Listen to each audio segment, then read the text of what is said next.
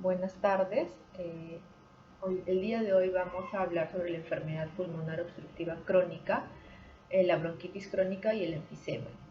Mi nombre es Esther Merino Parra, soy médico residente de anestesiología del segundo año del Instituto Nacional Materno Perinatal.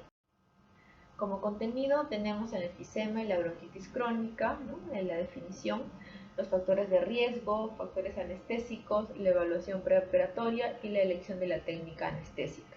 También conclusiones y al final la bibliografía. Como objetivo es conocer las consideraciones anestésicas para pacientes con este tipo de enfermedad pulmonar obstructiva crónica. Primero, diferenciar, ¿no?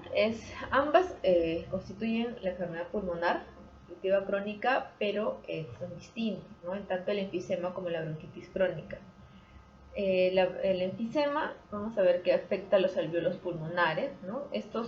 Normalmente estos saquitos son elásticos y se estiran cuando uno inhala. En el enfisema las paredes de muchos de estos saquitos están dañados, ¿no? Esto va a hacer que pierdan su forma, se vuelvan flácidos o también se destruyan, o algunos de ellos también van a aumentar de tamaño.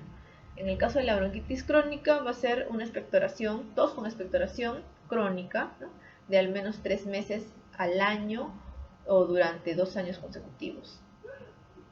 Con respecto a las características, no acabemos del enfisema, toda esa columna, ¿no? Es un paciente que le dicen soplador rosado, ¿no? Es delgado, asténico, tiene disnea grave, su tos con esputo es leve, nada más, el tórax en tonel, la auscultación tiene un aumento de la resonancia y una disminución del murmullo vesicular. También en la radiografía de tórax vamos a observar atrapamiento aéreo, ¿no? Los semodiafragmas van a estar también aplanados, la silueta cardíaca alargada. En el LADA también vamos a ver el PO2, ¿no? De 60 a 75 y un PCO2 normal, poliglobulia ausente, también reagudizaciones en fases terminales indican. Sin embargo, la bronquitis crónica, ¿no? Tiene muchas características distintas, ¿no? Ya no va a ser un flaco soplador rosado, sino un gordito, un pícnico, ¿no? Cianótico, botagado. La disnea va a ser tardía, pero la tos con el esputo va a ser grave, que es lo que caracteriza a esta enfermedad, ¿no? El tórax va a estar normal, a diferencia del tórax en tonel del enfisema, ¿no? La auscultación va a tener roncos y sibilantes, no va a tener atrapamiento aéreo, pero se aumento de la trama broncovascular. En el LAGA el PO2 va a estar entre 45 y 60, pero el PCO2 sí va a estar aumentado, ¿no? Todas las demás características, poliglobulia sí presente y las demás características van a estar frecuentes también en esa enfermedad. Con respecto a los factores relacionados con el paciente, ¿no? Con respecto a la edad vamos a ver que estos pacientes son mayormente adultos mayores, ¿no? Con respecto a la enfermedad cardiovascular, ¿no?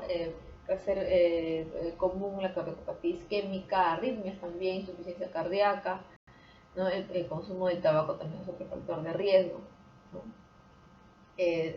La apnea obstructiva del sueño se asocia con un mayor riesgo de complicaciones pulmonares y también cardíacas, y es común en pacientes que tengan EPOC.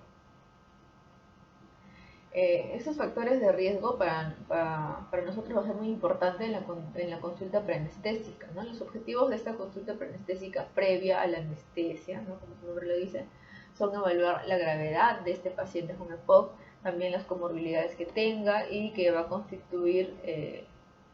contribuir al mayor riesgo anestésico, ¿no? En los factores relacionados con el procedimiento tenemos al sitio quirúrgico, ¿no? La capacidad residual funcional se reduce durante la anestesia y durante la cirugía. Esto puede provocar atelectasias, enfisema, insuficiencia respiratoria, ¿no? Vamos a ver que las cirugías que están más próximas al diafragma van a ser factor de riesgo. Entonces, ¿qué tenemos cerca del diafragma? El abdomen, ¿no? Las cirugías abdominales, las cirugías también torácicas van a ser mayor factor de riesgo. La posición en decúbito supino, tren, litotomía, decúbito lateral va a reducir la capacidad residual funcional y va a conducir a mayor atelectasia, ¿no? En cambio, el decúbito prono va a ayudar a mejorar la capacidad respiratoria funcional, ¿no? Como lo vimos durante toda la época de COVID, ¿no? Pacientes pronados que en muchos de ellos se beneficiaban de esta posición. Y la duración de la cirugía. Vamos a ver que un tiempo mayor a 5 horas se ha asociado con mayor riesgo de complicaciones pulmonares postoperatorias. Factores anestésicos también, ¿no? Efectos sedantes de algunos agentes anestésicos puede provocar hipoventilación, atelectasis, hipercapnia, hipoxemia, depresiones respiratorias, por ejemplo, los opioides, ¿no?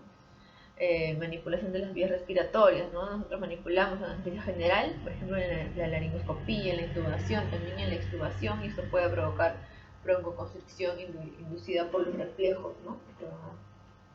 que van a ser estimulados. La anestesia general por sí misma, ¿no? La ventilación controlada también, ¿no? Es muy distinto un paciente ventilando en espontáneo o un paciente con una ventilación controlada, sea por presión, sea por volumen, ¿no? En pacientes con EPOC va a conducir a un aumento de la presión positiva al final de la expiración, cuyas consecuencias van a ser igual, ¿no? La hipoxemia, hipercapnia, puede llegar a barotrauma también.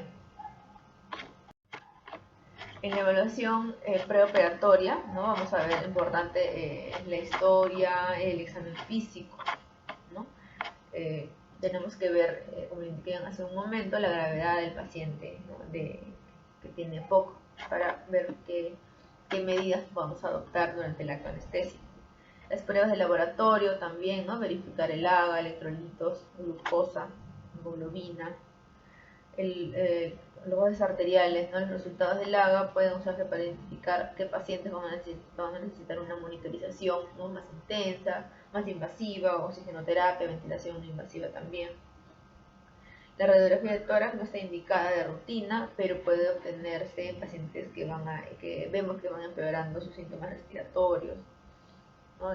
También herramientas de evaluación de riesgo, pruebas de función pulmonar también, como las pruebas de caminata, pruebas de esfuerzo.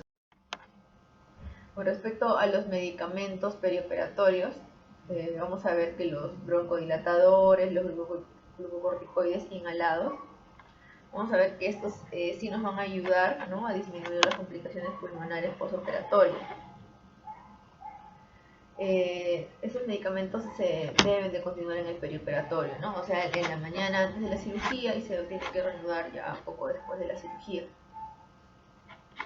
Cobertura de glucocorticoides con dosis de estrés, ¿no? Vamos a ver que estos glucocorticoides tienen riesgo de supresión del eje hipotálamo hipofisiario e insuficiencia suprarrenal durante la anestesia y cirugía.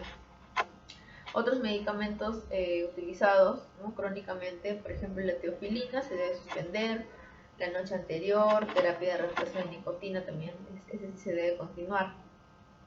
Con respecto a la premedicación, tenemos amidazolam, fentanilo. El midazolam se debe utilizar en dosis pequeñas, ¿no? De 0,25 o de 0,5 miligramos, para que ayude a reducir la ansiedad, pero sin provocar depresión respiratoria. No vemos que pacientes con 1 miligramo de fentanilo, muchos de ellos desaturan.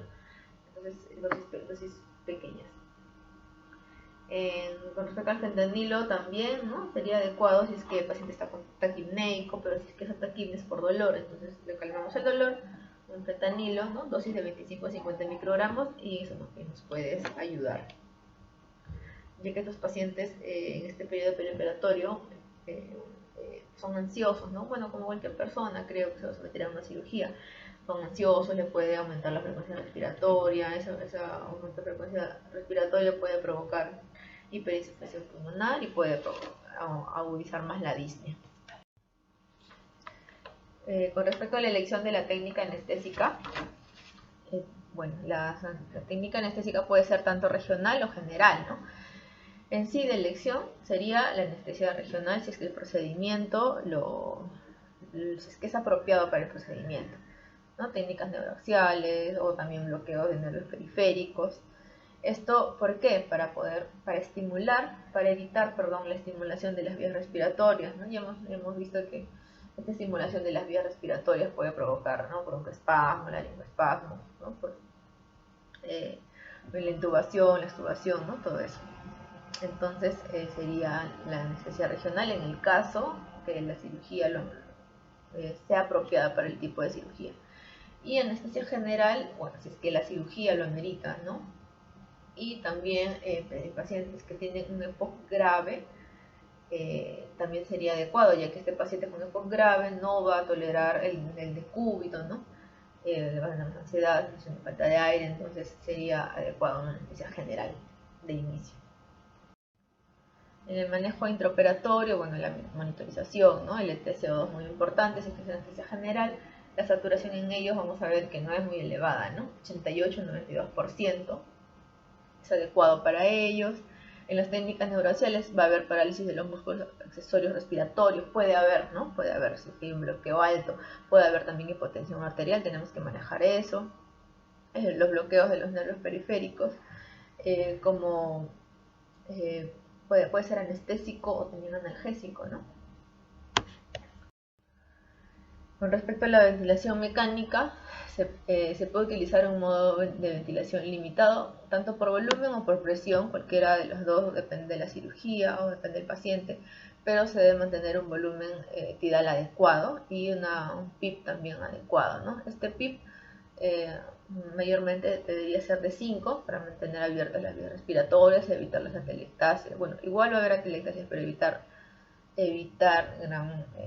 la gran cantidad de alvéolos colapsados, ¿no? Los signos de atrapamiento aéreo también se va a ver un aumento de la presión máxima de las vías respiratorias, ¿no? Disminución del volumen exhalado, ¿no? Y también va a haber hipotensión. Entonces vamos a ver que podría generar un autopip, ¿no? De acuerdo al trazado que ya conocemos. También se puede desarrollar broncoconstricción a medida que se aclara la profundidad de la anestesia al final del procedimiento. Se puede administrar profilácticamente broncodilatador en aerosol o nebulizado poco antes de la emergencia, si han ocurrido más de 2 horas después de la última dosis.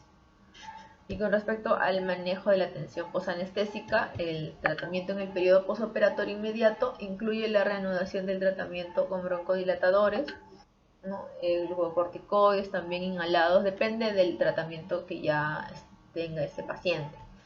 También es adecuado el uso de espirometría de incentivo, adecuado fomentar la deambulación temprana. El control del olor también es muy importante para que el paciente pueda respirar tranquilamente y no tenga una respiración superficial o no hipoventile, ¿no? También el uso de opioides epidurales se recomienda antes que opioides sistémicos, también porque puede provocar hipoventilación o depresión respiratoria. Como conclusiones, las preocupaciones con respecto a la anestesia general van a incluir broncoespasmo, ¿no? Por la estimulación tanto en la intubación, en la laringoscopía, en la extubación. También la inhalación de gases anestésicos fríos o en raras ocasiones la aspiración pulmonar, ¿no? Todo ello va a generar una irritación de las vías respiratorias. Otras preocupaciones, ¿no? También incluyen la hiperinsuflación dinámica, ¿no? O atrapamiento aéreo también, debido al acúmulo de la respiración durante la ventilación controlada, ¿no? La atelectasia resultante de la reducción de la capacidad residual funcional también, y la sedación residual que conduce a la hipoventilación.